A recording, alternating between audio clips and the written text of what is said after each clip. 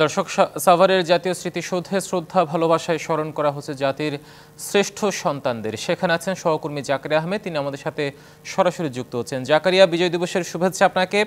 জাকারিয়া ছাড়াও সেখানে আছেন আমাদের আরেক সহকর্মী সুলতানা স্বর্ণা। আমরা আগে জাকারিয়ার কাছে যাব। জাকারিয়া, সেখানে সাধারণ মানুষের শ্রদ্ধা জানাতে আসা সাধারণ মানুষের ভালোবাসা উচ্ছ্বাস কেমন দেখছেন?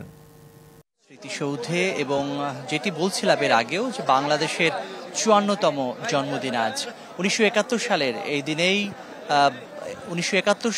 এই দিনেই বাঙালি অর্জন করে তার হাজার বছরের শ্রেষ্ঠ যে অর্জন, বিজয়, অর্থাৎ ৯ মাসের রক্তক্ষয়ী যুদ্ধ শেষে লাল সবুজ পতাকা এবং একটি স্বাধীন সার্বভৌম রাষ্ট্রের জন্ম হয় এবং বাঙালি পায় একটি স্বাধীন সার্বভৌম রাষ্ট্রের মর্যাদা।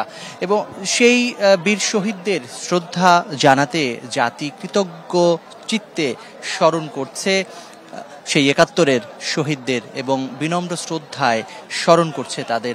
জাতীয় স্মৃতিসৌধে তাই আমরা দেখতে পাচ্ছি সহস্র জনতার ঢল।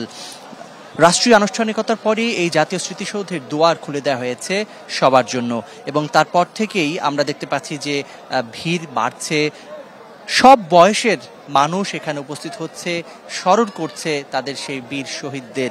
এবং একটি কথা ঘুরে ফিরে কিন্তু আসছে যে বাংলাদেশ মাথা নোয়াবার নয়, সাবাস পৃথিবী বাংলাদেশ, এই পৃথিবী অবাক তাকিয়ে রয়, জ্বলে পড়ে ছারখার তবু মাথা নোয়াবার নয়। এই কথাটির যে সত্যতা সেটি বাঙালি যুগে যুগে প্রমাণ দিয়েছে। সবশেষ ২৪-এর যে গণ আন্দোলন হলো সেখানেও তরুণ ছাত্র জনতা তা প্রমাণ দিয়েছে অন্যায় দুঃশাসনের বিরুদ্ধে বাঙালি কখনোই মাথা নোয়ায়নি, বাঙালি কখনোই হার মানেনি। সেটি আবারও প্রমাণিত হয়েছে।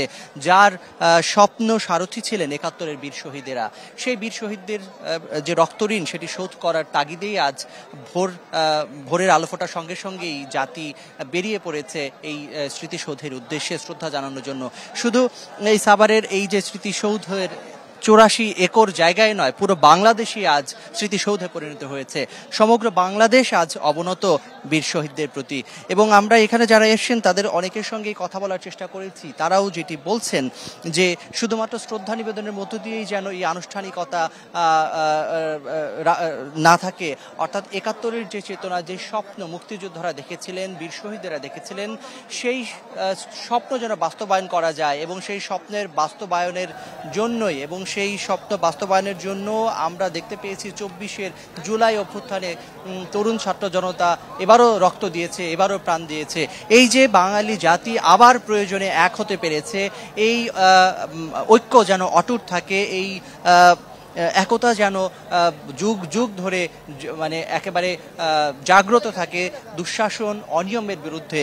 এবং এই প্রত্যয় এবং এই প্রত্যাশার কথা বলার পাশাপাশি জাতি স্মরণ করছে তাদের সেই দামাল ছেলেদের। ৭১-এর যে বার্তা দিয়ে গেছেন। জাকারিয়া আহমেদ, আপনাকে ধন্যবাদ আমাদের সাথে যুক্ত হওয়ার জন্য। আমাদের আরেক সহকর্মী সুলতানা স্বর্ণা আছেন সেখানে। স্বর্ণা, বিজয় দিবসের শুভেচ্ছা আপনাকে। আপনার কাছ থেকে যে বিষয়টি জানতে চাই, সহকর্মী জাকারিয়া আহমেদ যেমনটি জানাচ্ছিলেন, সব শ্রেণী পেশার মানুষের পথ আজ এসে মিলে গেছে সেই স্মৃতিসৌধে, সাভার স্মৃতিসৌধে। সব বয়সী মানুষের মধ্যে তরুণ ছাত্র সমাজ যারা আছেন, নতুন প্রজন্ম যারা আছেন, তাদের সাথে আপনার কথা বলার সুযোগ হয়েছে কিনা? তারা এই বিজয় দিবসটাকে কিভাবে দেখছেন, কিভাবে উদযাপন করছেন?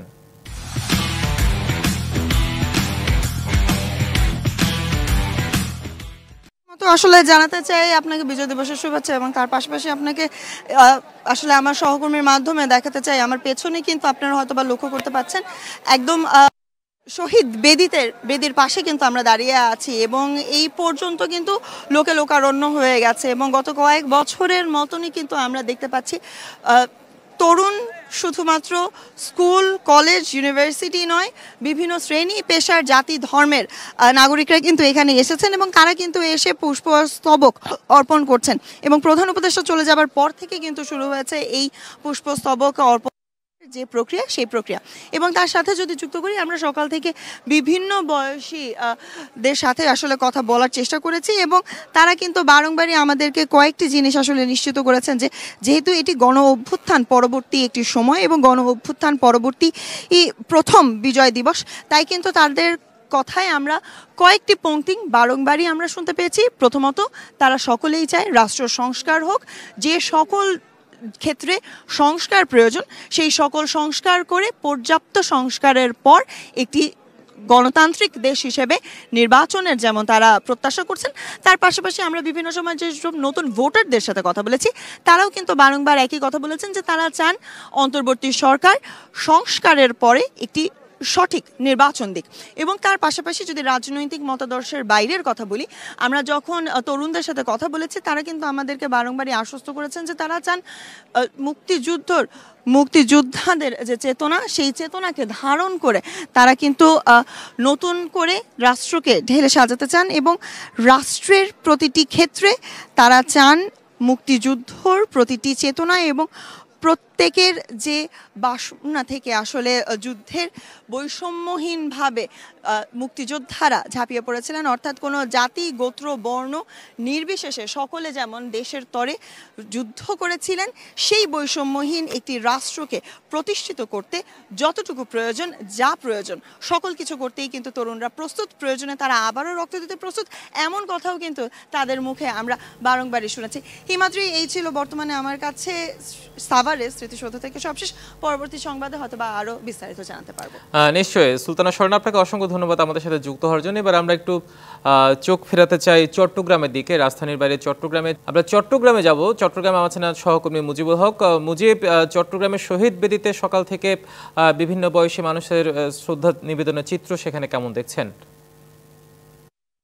হিমাদ্রি, চট্টগ্রামের যে কাঠঠলিতে অস্থায়ী শহীদ মিনার নির্মাণ করা হয়েছে চট্টগ্রাম জেলা প্রশাসনের পক্ষ থেকে, এখানে খুব ভোরেই মূলত ভোরের আলো ফোটার সাথে সাথে ৩১ বার তোপধ্বনির মধ্য দিয়ে জাতির যে বীর শ্রেষ্ঠ সন্তানদের শ্রদ্ধা জানানোর যে আনুষ্ঠানিকতা সেটি শুরু হয়।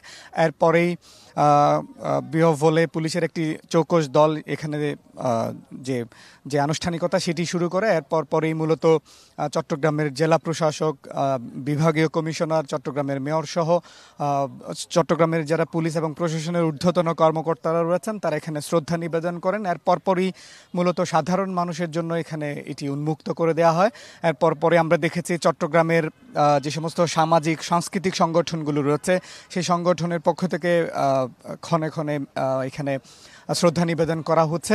মূলত আমরা এখানে যারা প্রশাসনের কর্মকর্তারা ছাড়াও যারা মুক্তিযোদ্ধা থেকে শুরু করে যারা এসছেন তাদের কাছ থেকে জানতে চেয়েছি যে ৭১-এর যে মুক্তিযুদ্ধের চেতনা, যে লক্ষ্য উদ্দেশ্যকে সামনে রেখে মুক্তিযুদ্ধ আসলে সেটা হচ্ছে যে অস্থায়ী স্মৃতিসৌধ নির্মাণ করা হচ্ছে সেটি শহরের বাইরে অনেকটা, তো সেই কারণে সেখানে মানুষের ঢল কেমন দেখছেন?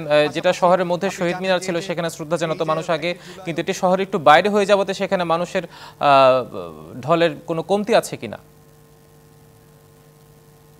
সময়ে যে সেই অর্থাৎ মুক্তিযুদ্ধ এবং ২৪-এর অভ্যুত্থানে যে এক ধরনের শোষণ মুক্ত বাংলাদেশ গড়ার জন্য একটি আন্দোলন আসলে হয়েছে, সেই বৈষম্যমুক্ত সাম্যের ভিত্তিতে বাংলাদেশ, একটি ন্যায্যতার ভিত্তিতে বাংলাদেশ গড়বার জন্য সবার কণ্ঠে এক ধরনের প্রত্যয় আমরা দেখেছি এবং সবাই আসলে জানিয়েছেন যে সবার ঐক্যবদ্ধ প্রচেষ্টার মধ্য দিয়ে মহান মুক্তিযুদ্ধের যে চেতনা, সাম্য সমতা এবং মানবিক মর্যাদা বোধের ভিত্তিতে যে আসলে যুদ্ধ হয়েছে এবং মহান বিজয় অর্জিত হয়েছে, সেই বিজয় অক্ষুণ্ণ রাখার জন্য সবাইকে সম্মিলিতভাবে আসলে চেষ্টা করে যেতে হবে।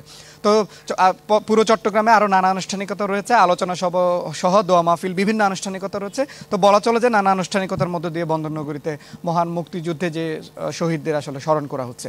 তো এই ছিল আমার কাছ থেকে চট্টগ্রামের খবরাখবর। মুজিব, ধন্যবাদ আপনাকে, সেই সাথে বিজয়ের শুভেচ্ছা।